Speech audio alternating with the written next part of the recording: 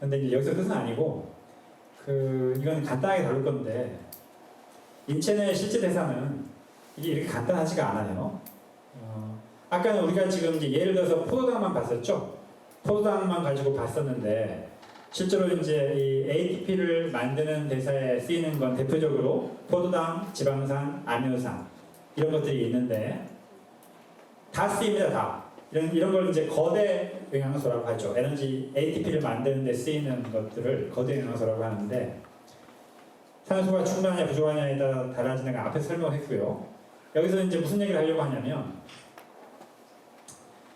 인체 내 실제 대사는 어떻게 일어나느냐 이걸로 끝이 아니고 실제로는 포도당, 지방산, 아미노산 사이에는 서로 가변적이에요. 왔다 갔다 바뀝니다. 그러니까 이놈들이 처음에는 탄수화물이 분해되면 포도당 흡수되고 지방으로는 지방산 흡수되고 단백질은 아미노산 흡수가 되는데 혈액 내에서 왔다 갔다 돌아다니면서 어떤 게 필요하냐에 따라서 얘가 서로 바뀌어요. 다만 이게 바뀌는 게 언제나 바뀌는 건 아니겠죠. 이걸 해주는 놈이 뭐다? 자율신경계가 조절을 합니다. 이 자율신경계가 건강해야죠. 그러려면 호르몬 효소가 잘 있어야 되고 호르몬 효소가 잘 있으려면 비타민, 무기질이 있어야 되고 그런 식으로 다 연관이 되어 있는데 혈액순환도 잘 돼야겠죠. 그러니까 몸이 건강해야 이게 일어난다는 뜻인데 여튼 건강한 신체에서는 실제로 이 정선 상태로 영양소가 서로 바뀌기 때문에 3대 영양소를 어떻게 막 뭐 60대 20대 20이냐 뭐 50대 30대 20이냐 이런 건 중요하다? 중요치 않다. 중요치 않다는 거예요. 막 먹으면 안 되지만 그거에 집착할 필요는 전혀 없다는 뜻이 됩니다. 오히려 뭘 먹든지 간에 이 유산소 대사가 일어날 것이냐 내 몸에서 무산소 대사가 일어날 것이냐가 훨씬 중요한 문제가 돼요. 그 얘기를 지금 하려고 하는 건데 잠깐 이제 식사 습관도 중요하기 때문에 잠깐 언급을 할게요. 인간은 원래 뭐 잡식성 동물입니다. 그래서 탄수화물, 단백질, 지방 이런 거대 영양소. 거대 영양소는 ATP를 만드는 거하고 관련이 있기 때문에 거대 영양소가 부족하다 그러면은 바로 피곤하다, 힘이 없다 이런 게 쉽고요. 비타민, 무기질은 미세 영양소입니다. 왜 미세 영양소냐면 얘네들은 소모해버리는 게 아니고 썼다가 다시 쓰고 이렇게 아껴 써요. 그래서 조금씩 빠져나가는 것만 보충해주면 되니까 얘들처럼 거대 영양소처럼 쓰고 없어져 버리는 게 아니라 재활용이 되기 때문에 미세 영양소고 비타민, 무기질은 자율신경계의 일꾼이라고 말씀드린 호르몬이나 효소의 중요 성분이 되기 때문에 얘네들이 편식을 하면 몸이 이상해져요. 힘이 없다기보다 막 살이 확 쪄버린다든가 살이 확 빠져버린다든가 막 땀이 막 난다든가 체온 조절이 안 된다든가 막 갑자기 어지러진다든가 하여간 이상한 증상이 내 몸이 정상적으로 조절이 안 되는 그런 현상이 나타나기가 쉬워요.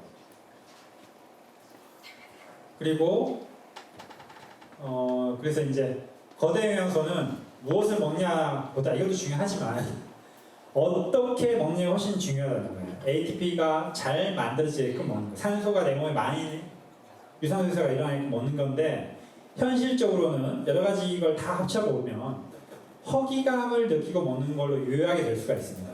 그래서 먹기 전에 충분히 몸을 움직여서 허기감이 든 상태에서 먹어주고 얼마나 먹을 것이냐 허기감이 어느 정도 없어졌어 그러면 그만 먹고 허기감을 기준으로 생각하시는 게 GS, 제너럴 스탠다드에 제일 가깝습니다.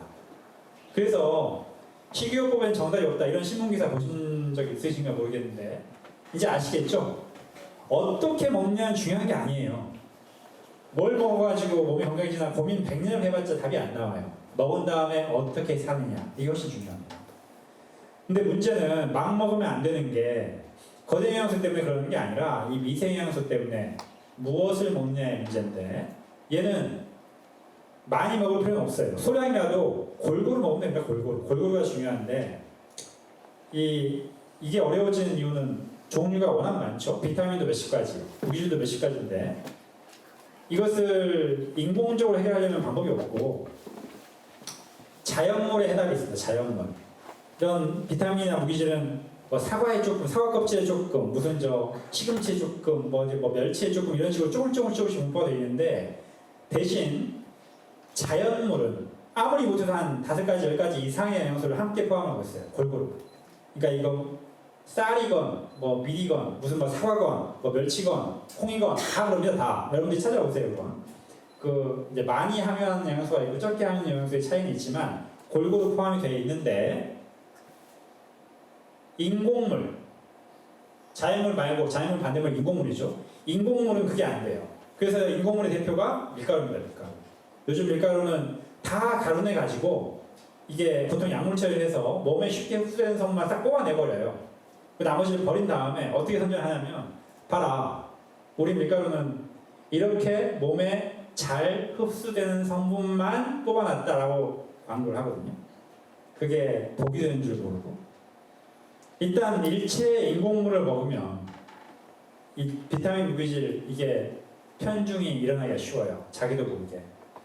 그 얘가 이제 미국 애들이죠. 일체 생활습관병은 그 뿌리가 미국인데 미국만큼 생활습관이 심하게 망가져 있는 나라가 드물죠. 그러니까 밀가루만 많이 먹거나 뭐 육류만 많이 먹거나 다 문제가 되는데 제일 흔히 하는 실수가 인공물로 자주 먹는 거. 이건 조심해야 됩니다. 해결책은 뭐다? 한식. 이건 우리나라 사람만 얻을 수 있는 특혜예요. 특혜. 한식 식단은 다양한 자연물을 가지고 음식을 만들잖아요. 그러면 이미 다 해결이 돼버립니다. 그래서 밑반찬을 한 5가지 먹으면 엄청 훌륭. 아무리 못해도 3-4가지는 드셔야 돼요. 차에 따라서 조금씩 바꿔주면 다 해결이 돼요. 네, 이게 체질적인 티스만 없다면 다 해결이 됩니다. 예를 들어서 김치 반찬이 대표적이죠. 또 이번에 추가한 건데 이거 너무 많겠다. 흔히 비타민이나 무기질이 포함되어 있는 게 이런 것들이에요. 뭐 마늘, 콩, 고등어, 호두, 버섯, 풋고추, 달, 김, 부추, 보리. 이걸 외울 필요가 있다 없다? 전혀 의미가 없다는 거예요. 그냥 자연물 가지고 먹으면 돼요. 그러면 다 나도 모르게 다 포함되어 있습니다. 한 자연물 2-3가지만 딱 섞어서 먹으면 비타민 막 몇십 가지가 이미 다 포함돼요. 그걸 인공물 먹는 순간 슈퍼컴퓨터가 와도 계산될 수 없는 문제로 바뀌는 거. 그래서 이건 그냥 상식이라서 해봤는데 보통 이제 생명이 보통 어류부터 시작을 합니다. 땅에서는 뭐가 반응이 일어나 화학 반응이 일어나기가 어려워요. 바닷물에서 그냥 하늘하늘 하면서 이렇게 막 서로 섞였다가 분해했다가 이러기가 쉽거든요. 그래서 어류, 양수리, 파충류, 포유류 바다에서부터 시작을 하는데 그래서 가장 최초의 생물체가 이용하는 재료는 무기질밖에 없어요. 무기질. 바닷속에 있는 무기질. 그리고 바닷속에 있는 무기질은 어디서부터 온 거죠? 토양에서. 지각이 침식되면서 바닷물로 흡수가 가거든요. 그러니까 토양에 있는 무기질이 바닷물에 녹아들었고 그 바닷물에 있는 무기질을 가지고 최초의 생명체가 생명활동을 합니다. 그 생명활동을 하면 생명체는 자기가 합성을 해내죠. 조금씩 이제 생명활동이 복잡해지면서 그래서 무기질을 가지고 아까 그 식물처럼 유기질을 만들어내는데 그렇게 이제 최초의 생명체가 무기질 가지고 유기질을 만들어내면 유기질을 그렇게 해서 만들어내진 유기질을 또 늘상적으로 사용하는 애들이 생기겠죠? 근데 그 흡수한 유기질 중에 내가 몸에서 만들어내지 못하고 언제나 흡수를 해야 돼. 그런 게 비타민이 되는 거예요. 비타민.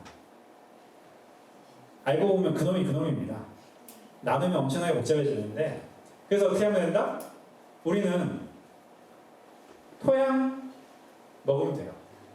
바닷물 먹으면 돼. 근데 둘 다 바로 못 먹잖아요. 그러니까 토양에서 나는 거 먹으면 되고 바다에서 나는 거 먹으면 돼요.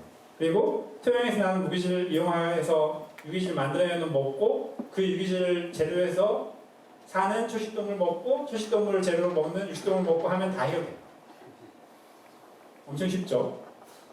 이걸 가지고 인공적으로 내가 뭘 맞춰보겠다 하면은 100만 년을 공부해도 해결이 안 됩니다. 그래서 조상의 지혜인데 우리나라 사람들한테는 먹거리 가지고 강의를 할 필요가 없어요. 그냥 골고루 드세요. 밀가루 좀 조심하세요. 이러면 다 끝납니다. 그리고 육류는 한 번에 너무 많이 먹지 말고 너무 많이 먹으면 아미노산 때문에 요소 같은 거 많이 생겨가지고 좀 한 번에 작게 먹으면서 자주 먹을 거 이렇게 하면 다 끝나버려요. 그 보충제 이용은 뭐다? 생체 실험이다. 보충제는 인류가 진화사에서 단 한 번도 실험해보지 않은 물질에 불과해요. 이게 이 콩 하나 먹으면서 그 안에 무기질 비타민 여러 가지 종류가 조금씩 붙어있어 한꺼번에 확 흡수가 되는 거지. 그 중에 무슨 칼슘을 왕창 넣어주면 칼슘이 잘 흡수되겠지? 그건 인간 머리가 생각하는 거고 한 번도 실험된 적이 없습니다. 여튼 고추장, 된장, 치애국 다 소중한 영양분 덩어리예요. 단 뭐다? 운동이 충분한 사람의 경우. 운동이 충분해야 일단 운동이 충분해야 거대 영양소의 문제가 없어지고 이 미세 영양소는 거대 영양소의 양 문제가 없어진 다음의 문제예요. 그러니까 운동 잘해야 한다는 게 첫 번째 변수.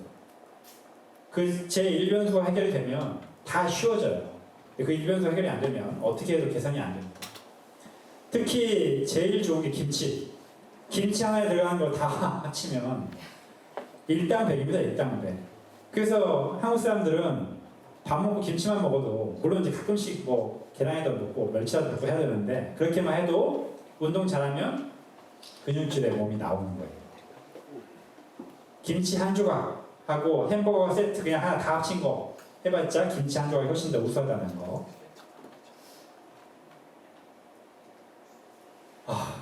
이건 보고 그냥 넘어가겠습니다. 힘이 빠져서 앞에서 떠든 거라서.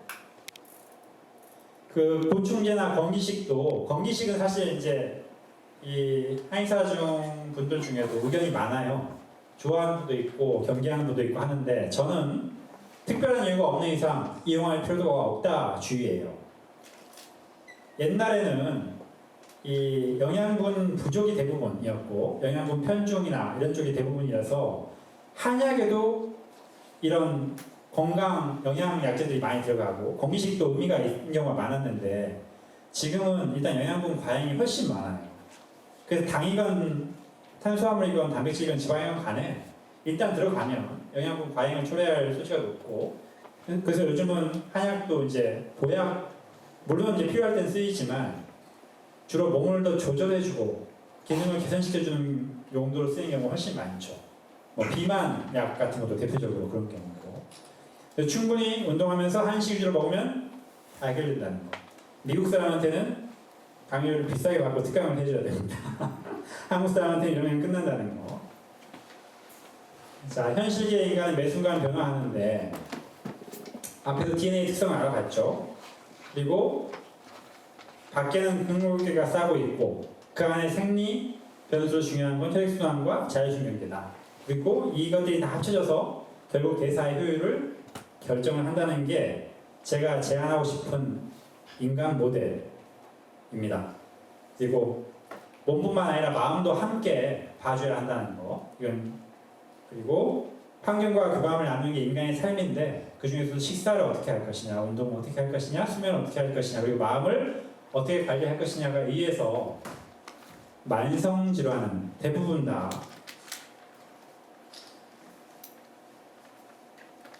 호전될 수가 있다고 저는 생각을 합니다. 이걸 이제 절충인간 모델이라고 이름 붙여놨고 한의학적인 가치관, 전일관과 항동관을 다 유지하면서 핵심 생리기전을 다 포함시켜 놓은 거예요. 그래서 이제 바람직한 생활습관을 요약을 해보자면 특히 식사, 운동, 수면 마음은 백인백색이라 나중에 이제 제가 강의할 기회가 있으면 명상이라든가 이런 기법을 알려드릴 건데 양생공 수련을 하면 다른 군더더기가 필요가 없습니다. 그 안에 다 들어가 버리기 때문에.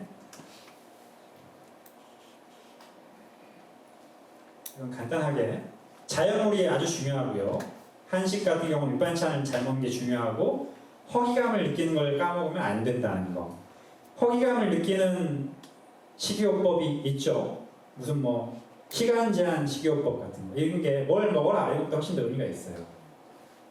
이런 건 다 안 좋은 것들 참고해. 소식도 원래는 안 좋은 거예요. 원래는 제1변수 운동이 충분한 경우에는 안 좋은 건데 제1변수인 운동이 확 줄어들어 있으면 이걸 가지고 아무리 조절을 해도 답을 못 찾으니까 소식해서 조그마한 이익이라도 얻어보려고 하는 건데 그래봤자 비실비실 오래 사는 그 정도밖에 안 됩니다.